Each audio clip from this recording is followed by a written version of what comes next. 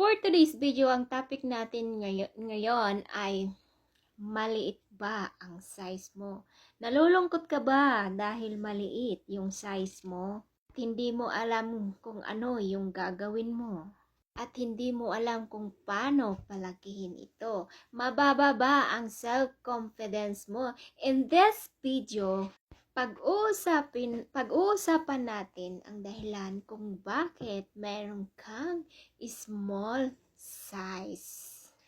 So, wag ka nang malungkot dahil ang video na to ay para sa may maliit na average or may maliit na pipino. Number 1 reason na okay lang kahit meron kang maliit na size.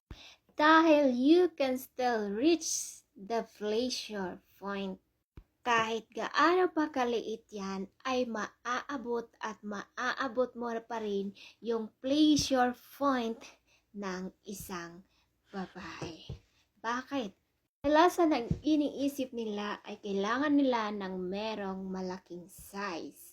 O, hindi natin alam, baka malaki lang yan, pero wala namang binatbat doon sa may maliit na size, di ba?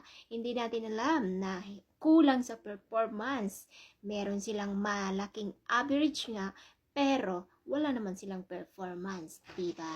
Tandaan nyo po, yung tinggil ng mga babae, yan yung pinaka-pleasure point namin. At matatagpuan mo lang yan sa labas ng bulaklak ng babae. At 2 to 3 points naman ang G-spot sa loob ng mga babae. So, kahit maliit yung size ng dinadala mo, ay kayang-kaya mong maabot yan. Approximately 75 to 80% ng mga babae na hindi nag-o-orgasm dahil lang sa pagpasok ng inyong mga pipino doon sa loob ng mga babae. You have to explore digital or oral skin. And also you can use toys. So, i-encourage mo yan sa sexy talk or massage pagdating sa kama.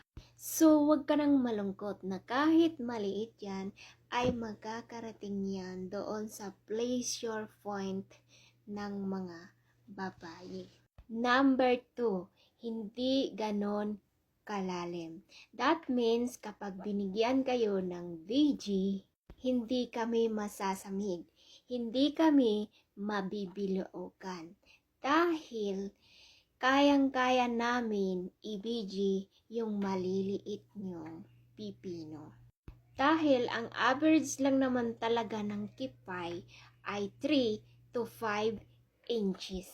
So that means kung nandyan ka sa average na yan na 3 to 5, ay mabibigyan mo pa rin ito ng full feeling yung babae. Dahil marami pong mga kababaihan na sensitive ang kanilang cervix. Meron naman mga kababaihan na hindi sensitive yung kanilang cervix. Kaya mas gusto nila na binubundol kapag pumasok na si Jonjon sa kanilang kipay. Kasi mas nadadagdagan yung kanilang pleasure. So, huwag kayong magtaka kasi hindi po lahat ng babae ay pare-pareho ang pleasure kapag natatamaan ang kanilang cervix. Kaya doon sa may mga average na maliliit, dapat magaling ka pagdating sa isang laro, sa isang digmaan. So, isa na dyan yung doggy style. Kasi kapag nakatalikod yung babae tapos ikaw ay nasa behind, so mas nakaka-penetrate yung pipino mo palalim doon sa bulaklak ng babae. So, in that mean, hindi niya nararamdaman na maliit yung pipino mo. kumpara sa mga na-experience niya. O, di ba? So, some women mas preferred doon sa maliit. Kasi, mas bukod sa madali kayong bigyan ng BG, ay mas na-enjoy pa namin kayo. Kaya sa merong mga maliit yung size dyan, huwag kayong mag-focus kung paano palakihin. Huwag kayong mag-focus na lagyan ng mga accessories yan kasi hindi naman ang basihan yan. Mag-focus kayo doon kung paano kayo maging magaling na kahit na meron kayong average na small size ay kaya nyo pa rin talonin yung merong malaking size. And that's it for today.